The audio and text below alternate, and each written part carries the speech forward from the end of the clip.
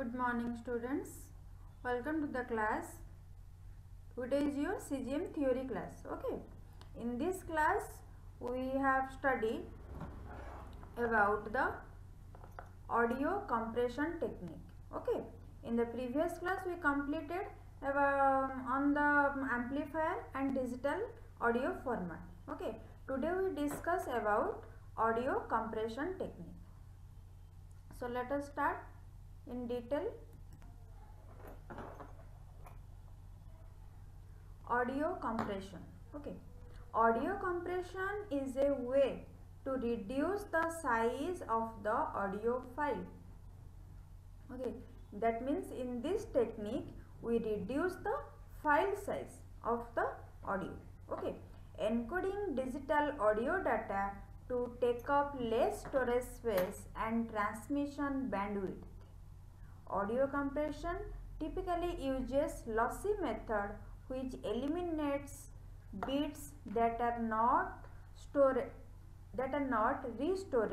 at the other end. Okay. MP3 is the examples of audio compression method. That means in the audio compression technique, audio compression is the way or is a technique which is reduce the file size. Okay. And also encoding digital audio and to take less storage space and transmission bandwidth. And here audio compression, in audio compression two methods are there. Compression techniques means two methods are there, one is lossless and another one is lossy method. Okay, but in audio compression typically always use lossy method which eliminates bits that are not restored. Okay, and MP3 is the example of audio compression method. Here we also discuss about two method, one is LPC and another one is your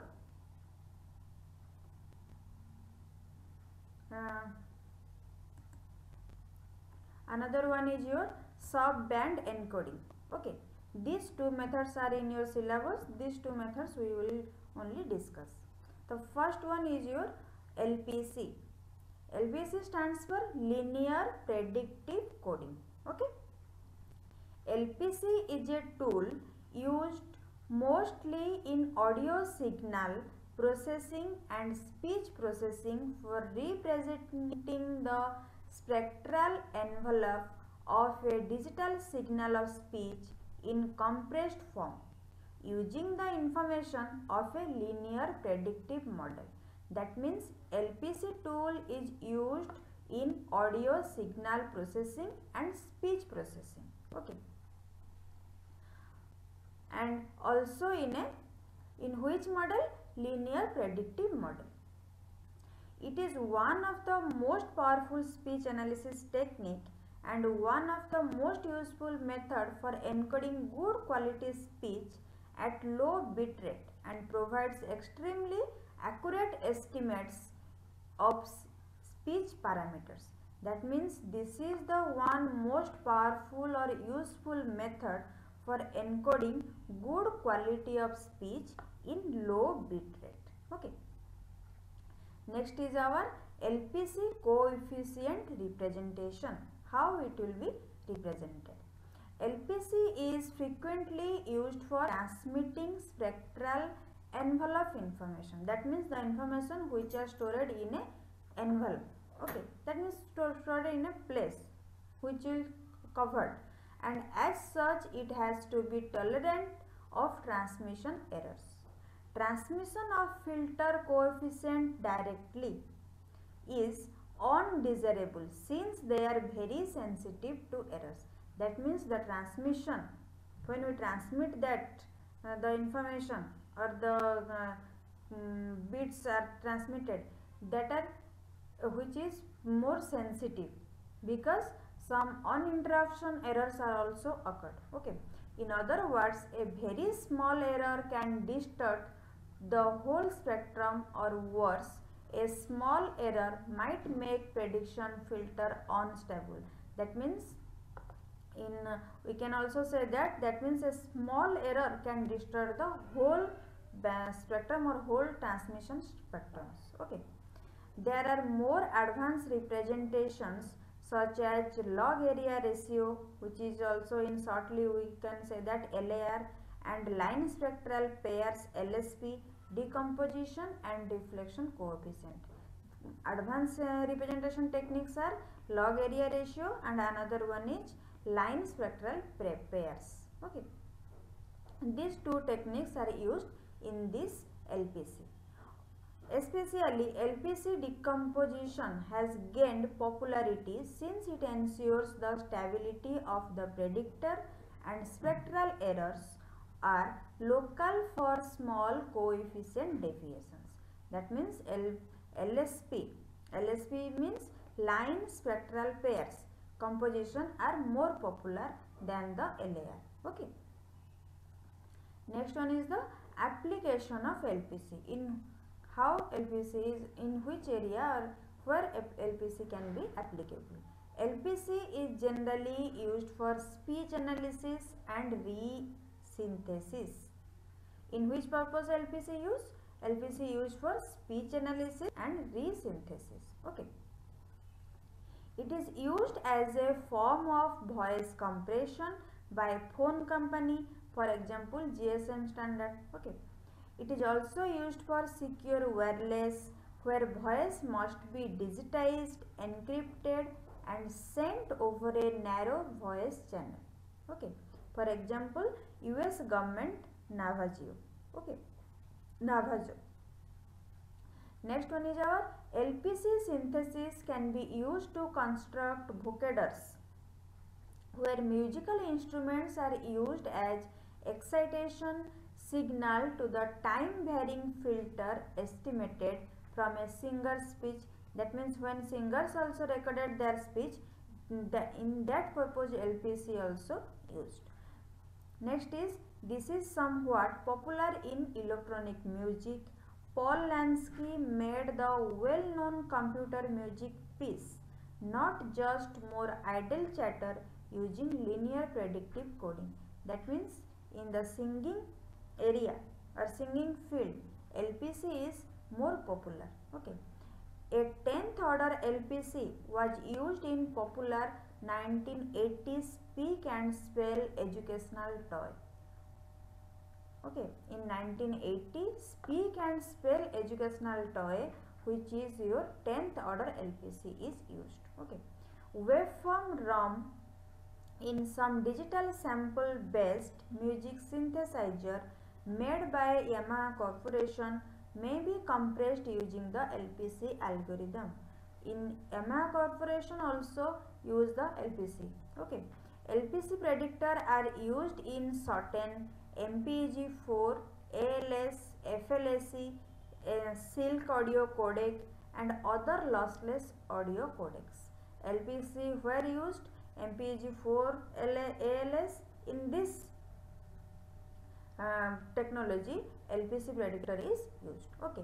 LPC is receiving some attention as a tool for use in the tonal analysis, violins and other stringed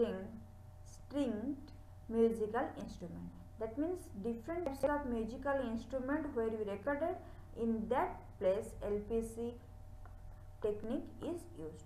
Okay. So this one is your concept of LPC. Next we discuss about the next technique is your sub-band encoding. Okay. In signal processing, sub-band encoding or sub-band coding is any form of transform coding that breaks a signal into a number of different frequency bands and encodes each one independently. That means here LPC does not break the signal, but sub-band encoding breaks the signal into a different frequency band, smaller different frequency band, and encode each one independently. Okay. This composition is often the first step in data compression of audio and video signal. That means this decomposition technique or sub-band encoding technique is first used in data compression audio and video signal. Okay. So What are the basic principle of subband encoding? The utility of subband encoding or coding is perhaps best illustrated with a specific example when used for audio compression. SBC exploits auditory masking in the human auditory system. Auditory masking concept also we are studied previously. That means different types of sounds are combined each other and we can hear it. After we hearing this, we can differentiate that what are the different types of sound in which source are come. Okay. Here human ears are normally sensitive to a wide range of frequencies, but when a sufficiently loud signal is present at one frequency, the ear will not hear weaker signal at nearby frequency. That means if one loud signal is present at one frequency and our ear cannot hear the low frequency signal. Okay, we say that louder signal mask the softer ones. The louder signal is called the masker and the point at which masking occurs is known as masking threshold. That means the louder signal is masker. That means all the slower signals are covered by the louder signal. Okay, and at the point where the masking occurs, that is known as masking threshold. Okay, the basic idea of SBC is to enable a data reduction by discarding information about frequencies which are masked. That means different types of signals where different source it will come from and combinedly masked. That means slower signals are covered by the louder signals, and what type of frequency are they are maintained, and the regarding information, all these things are stored in the SBC technique. Okay, the result differs from the original signal, but if the discarded information is chosen carefully, the difference will not be noticeable and more importantly objectionable. Okay, that means in result or in output we cannot differentiate the original signal. Okay, because it is masked. All the signals are combined. That means louder signals only we differentiate it, and slower signals are covered by the louder signal. So for this we cannot discard the information and we cannot differentiate the noticeable information, and all these things are covered by the louder signal. Okay, next one is our encoding audio signal. The simplest way to digitally encode audio signal is pulse code modulation or PCM, which is used on audio CD, DAT recording and so on. Digitizer transform continuous signal into discrete ones by sampling a signal amplitude at uniform interval. Okay, and rounding the nearest value representable with available number of bits. This process is fundamentally inexact and involves two errors. One is discretization error from sampling at the intervals, and another one is quantization error from rounding. Okay, these two errors are occur when we encoding the audio signal. The more bits used represent each sample, the finer the granularity in the digital representation and thus the smaller the error. That means here the bits are represented in each sample and the granularity, the digital representation of granularity is fine. Okay, and the errors are small. Such quantization error may be thought of as a type of noise. That means here some noise also interact in this quantization. because they are effectively the difference between the original source and its binary representation. With PCM, the only way to mitigate the audible effect of these errors is to use enough bits to ensure that the noise is low enough to be masked either by the signal itself or by other sources of noise. Okay. So this is your concept of audio compression, and different audio compression techniques are, one is LPC, another one is subband encoding. Okay. So your unit 10 chapter will be complete. Okay. And these things are comes in your exam in a short notes, as a short notes.